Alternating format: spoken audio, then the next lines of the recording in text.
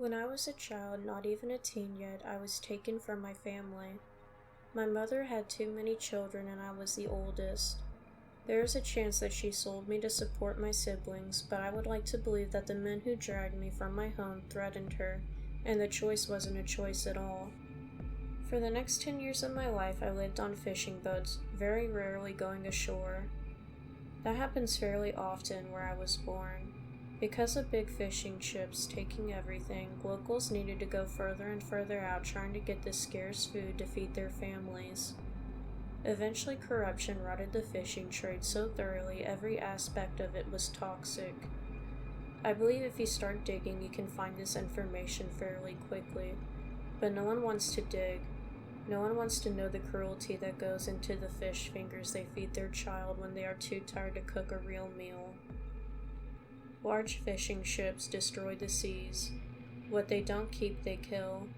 The smaller fishing boats that treat their unwanted catches slightly better are run by crime organizations and human slaves. I was one of those slaves, but I've seen how others were treated. I did not have my freedom, but on the boat I ended up being treated almost like a human. I bounced around at first before remaining on that boat for 5 years. It was a decent size. It could carry 20 men, but that trip we had was an extra 10. Those 10 were going to be transported to an island and then scattered to other fishing boats. We had only been on the sea for a few days, but with the cramped living spaces and heat of the year, everyone was in a hot temper. Our captain could be a cruel man. If you got sick, it was cheaper to toss you into the sea instead of getting treated. On that trip, his brother N was on board. I met him often while I worked on the boat. His brother was cruel in a different way. He did everything the captain did, but he made you still like him afterwards. As much as I wanted it, I could not entirely dislike the man. He spoke to me like an adult and at times shared fresh fruit with the crew. I suppose it was to keep us somewhat healthy when they couldn't afford to buy a new worker. If you could do anything, go anywhere, what would you do? N questioned me one day, leaning on the railing looking off into the sea. I only know how to fish, I answered back, not pausing in my work. N was like that. His kindness always had a motive behind it. He questioned some of the others he had on the boat, the same sort of questions. One boy answered, telling truthfully of his dreams. N quickly got into the boy's head and found out that the boy and another man had a plan of escaping the boat. I never saw either of them again. I only hope that they were sold somewhere else and not dumped overboard. The last time on that boat, Anne approached me again, trying to get me to open up about how the men were feeling. I knew he only wanted to know if a mutiny was brewing due to our poor conditions. How long have we known each other? 5 years. You've grown so much it's almost like you're our own child. How about you could come up to the captain's room for a cold drink? The heat is going to kill someone today, and I would like it if you lived till tomorrow. Anne was smiling at me, fully expecting for me to agree. I knew his plan and wanted to dislike him for it, but he made it impossible. No thank you, I'll be fine. The captain would be asleep, trying to avoid the heat, so I was at no risk of him giving me a hard time. But if others on the boat saw me getting close or any kind of favoritism, my life would become difficult. I saw N's face drop only a little. Even after the years, he still thought he was able to charm me. Still, I wish the wind would pick up. At this rate, we'll have to add an extra day to our trip, N commented. For a few hours, the wind had been calm, then stopped altogether. Without the wind to cool us down, we would be overheated to work the boat and require more rest. Because some men were promised to others, the captain had to care about their well-being. I only nodded in agreement with N staring at me. He planned on getting into my head, but gave up for that day. He would offer a different man the cold drink to try and get an inside look on how the crew was feeling. After he left me to my work, the oddest thing happened. Something I had never seen on the sea before. A fog rolled in. We saw it coming and tried to get the boat moving to avoid it, but it just swept in at an unnatural speed. I had of course seen fog on the ocean before, but never without a difference in temperature, and never so fast in the middle of the day. I was on the deck when it happened. I stared off trying to see something in the dense mist. Anne had come out on a deck, looking as confused as the rest of us. "Is that an island? Are we off course?" he asked, his clam voice breaking. I could see a darker mass that did not look like some sort of land off in the distance and through the mist. But we should not be near any land. It was not another ship. The shape was all wrong.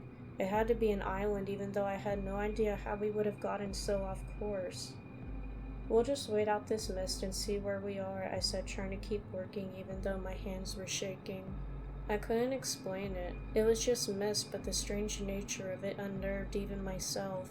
I was so busy trying to stay working I didn't notice a different man go to the railing of the boat and peer down into the sea. I did not know his name. It was easier on a person not knowing names of the people who passed through. "There's a person down there," he shouted, panicked. I got up and rushed over to try and see what he was pointing out. In came beside me and we all looked through, spotting a pale form in the water. It was hard to see through the mist. As we were straining to see, another form came up, this one darker and easier to see than the first. Then another, then another. Soon the ship was surrounded by human-shaped forms bobbing in the water. "Did a ship crash?" the man asked, his voice dry and shaking. I was frozen by the sight of it all. Breaking out of my shock, I ran over trying to find anything to toss out to try and save these people, if they could be saved. I was away from the railing when I heard the sound. I expected screaming or pleading from the people in the sea, but it wasn't that. It was a pleasant sound. A sound of voices mixed in with some sort of wind instrument I had never heard before, and never had heard since. My stomach turned into a ball of excitement. It fluttered with the music that surrounded the boat. I saw the other men come on board trying to find the source, their faces unable to be seen through the mist. Then I heard the first splash. Forgetting the strange pleasant feeling, I turned my head just in time to watch a man jump over the railing, and then another. I saw Lynn's form and rushed over to pull him away just as his body was starting to move, trying to get off the boat. He thrashed in my arms, yelling at me, pleading to let him go. My years of hard labor made me stronger than him. If I could tie him down, I could move on to the next person, trying to save them as well. I regret I could only help one person at a time, and I didn't know why I was trying to save N first. He was the only man I could even remotely consider a friend, even after all the horrible things I had seen him do. As I was trying to save N, the men rushed to the railings, jumping off, shouting they heard their wives singing. For the unmarried ones, they were excited, shouting about hearing female voices and how they could see such attractive young women in the ocean just waiting for them to be saved. It was all happening so fast I almost ignored what N was shouting. "My daughter, she's out there. Let me go. I have to get to her. I knew she wasn't dead. I just knew it. Her mother was lying. I didn't harm her, so let me go." My shaking hands were having trouble with the rope. I was able to almost get in tied down, but stopped when those words sank into my mind. The other men were jumping out in lust, completely overtaken by the song. They were saying the woman they loved, or just woman they could love, and yet N was shouting about his daughter. The look in his eyes and how he struggled to be free made me nearly sick. I didn't confirm my feelings. I didn't need to. Everything had happened so fast. By the time I let N go into the sea where he belonged, the rest of the men had rushed out, leaving it impossible to save anyone. There had been innocent people on that ship, but I wasted my time trying to save the one man that committed such a horrible crime in his past. I could not let myself think of it. I just let him go and watched him in his glee jump off the side without any hesitation. I knew I was alone, but I still heard the song. Standing in the middle of the deck, looking out at the bobbing shapes, I still felt a fluttering in my stomach, but not the same pull the other men had. I stood waiting for something to happen, and I knew the source of the song was also waiting. It knew I was still on the boat, so it sang, trying to lure me to the sea, and with the rest. Slowly I walked over closer to the railing to look out, but not to jump like the rest. In the water, the human shapes had their heads peeking above the surface, singing to me. But nothing else. I didn't see any signs of the crew in those waters. Eventually the song stopped. I think whatever was making it knew I wasn't going into the sea. Suddenly the boat rocked as if something massive just passed beside it. or underneath it. I watched as the human's form started to move all at once. Some came out of the water a bit more, and even through the mist I could see that they were only half of a human. Long hair covered their faces and limp arms moved with the sea. Their bodies formed into a long, thick rope-like mass that disappeared under the water. They all moved as one as they started to leave. I couldn't shake the feeling, the image that those bodies were all connected to an unseen mass deep in the ocean. Those bodies were like the lights on anglerfish, the song making their prey see those fake bodies as whatever they wanted to see.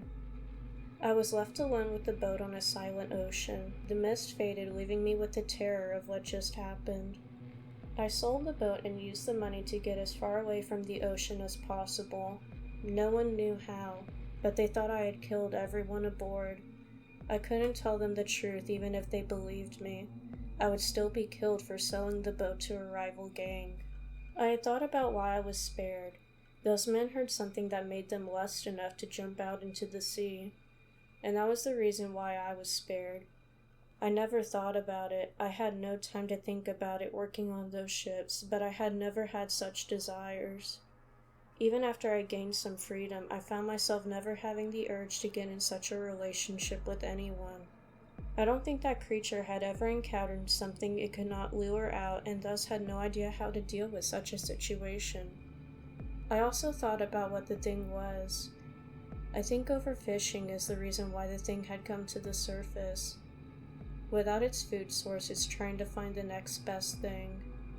The ocean is deep. We don't know what's under the waves, and I pray we never find out.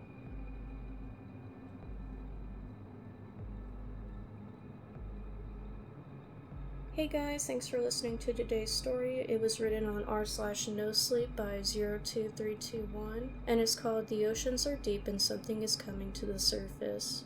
Please let me know what you thought about this story in the comments below, and hit the subscribe button if you haven't already. Thanks again for listening, and be careful next time you go fishing.